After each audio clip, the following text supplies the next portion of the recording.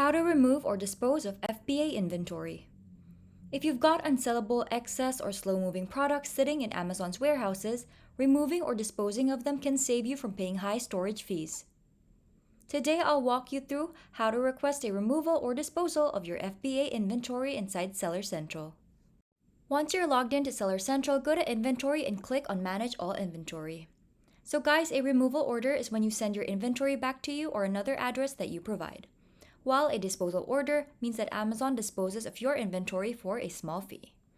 Click on the items you'd like to remove or dispose, and then click on Create Removal Order. But you can also choose to select a group action and then click on Create Removal Order.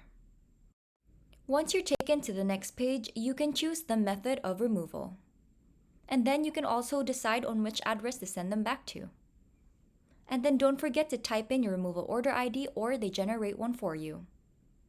Amazon will process the order and you can track it under Removal Order Details. Always schedule removals before the end of the month or quarter to avoid long-term storage fees.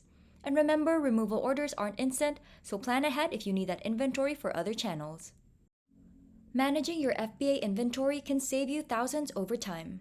But if you'd like to learn how to source smarter so you have fewer slow-moving products in the first place, the OA Challenge is the fastest and easiest way to master online arbitrage.